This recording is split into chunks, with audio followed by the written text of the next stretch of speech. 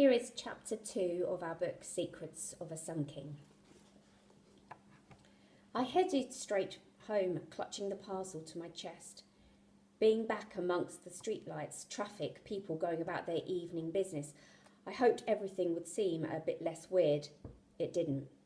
I felt stunned. My brain, never good at staying quiet, leapt from one thing to another as I walked. My granddad, in his younger days, had travelled to Egypt, Turkey, Palestine to buy copies of ancient relics to sell. Professor Hanawati was a Middle Eastern art expert. So did that mean that this professor, this dead man, was the old friend Grandad had told me about, who'd got back in touch after all these years? He'd certainly never mentioned him before now, nor had he ever talked about mistakes from the past.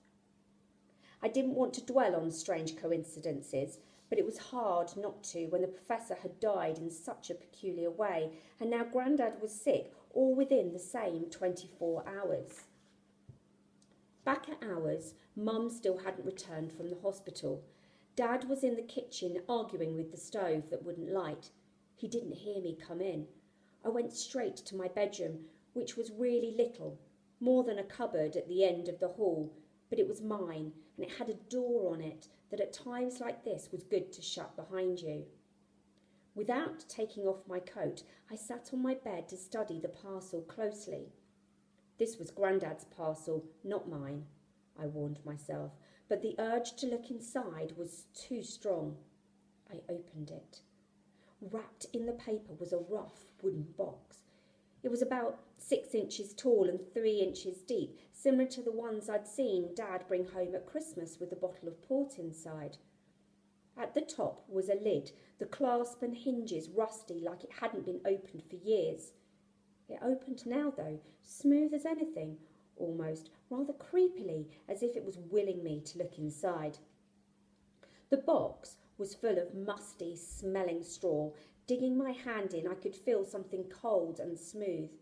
At first glance, it looked like a metal jar or vase of some sort. I took it out, holding it to the light. My breath caught. It was, without doubt, the most incredible thing I'd ever seen. The jar had a stopper in its neck that wouldn't shift. It was fascinating. That stopper, shaped like an animal's head with a long, pointy snout and stand-up ears of Anubis, the Egyptian god, who guided souls to the underworld. I recognised it from pictures Grandad had showed me and our many visits to museums. The lid didn't want to come off, though. I tried pulling it, turning it. I even held the whole jar upside down and gave it a little shake. There were no signs that this was meant to open, no latch or clasp, yet it sounded hollow. And though I might have been imagining it, when I shook it, something moved inside. Now, I'd been in Grandad's shop enough to know a nice piece when I saw one, but this jar was seriously old-looking, and the things Grandad collected generally weren't. They were fakes, copies of lovely old things at affordable prices. You could buy them in the street in Egypt, apparently. This jar was in a whole different league. It was covered all over in little pictures of animals and birds and squiggly lines, hieroglyphics. Though the jar was grimy with dirt, you could see it was made out of gold. To be honest, it was so beautiful it made me a bit afraid. The only place I'd ever seen things half as magnificent was in cabinets at the British Museum. I couldn't think why my Grandad had been sent something quite so extraordinary. Question after question bubbled up in my head, and there was no Grandad there to answer them, which was mightily frustrating. The only thing for it was to go and see him. Not to take him flowers or grapes or whatever people did when they visited hospitals, but to give him the parcel. He'd know what to do with it, what it was all about. I only hoped he wasn't too horribly ill to see me. Out in the hallway, the front door slammed. Wet things were being hung up. The rattle of an umbrella returned to its stand.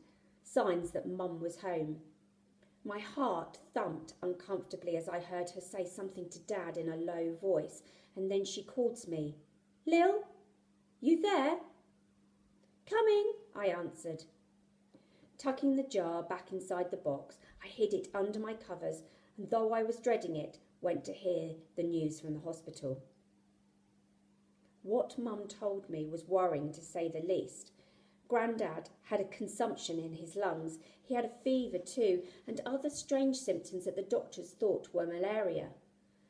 Malaria? I didn't understand.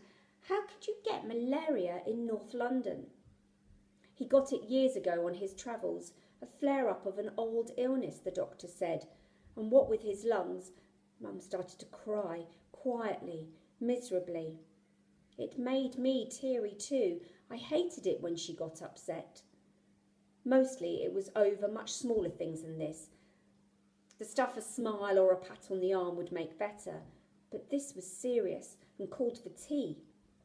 I gave Mum hers with extra sugar, which usually did the trick when she was low. How will he ever pay for the hospital? Mum sighed, teacup in hand. Dad stared moodily at the fire. We can hardly manage our own bills, love. Don't ask me to start helping your father now. Revived a bit, Mum then started fretting over me. You're not to visit him, Lil. I'm warning you, he's infectious. And Dad chipped in with, she'll be at school, not hanging round hospital wards. So I nodded and tried to look sensible, though my mind was already made up. I was going to see him tomorrow, and they couldn't stop me. I stayed tight-lipped about the strange business with the parcel too. Mum already had enough to worry about, and Dad, a stickler for doing things properly, would probably make me take it to the police. That night I couldn't sleep for toffee. Worrying about Grandad was bad enough, but I'd not counted on the jar disturbing me like it did. I'd left the box on my chair, but every time I nearly nodded off, my eyes would ping open and I'd find myself staring at it again. Eventually I put the light on. Then my mind started playing tricks. Was the parcel moving? What was that rustling sound? Was the package unwrapping itself? It was stupid thinking like this, but in the end I only felt better once the parcel was out of sight under my bed. My room became familiar again too. The chair heaped with clothes, a rag rug on the bare floor, thin curtains at the window that always let in a draught. We could make it look nicer, couldn't we, eh? Mum had said when we first came to live here.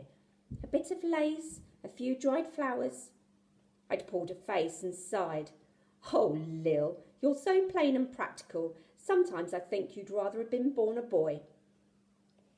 Actually, she had a point.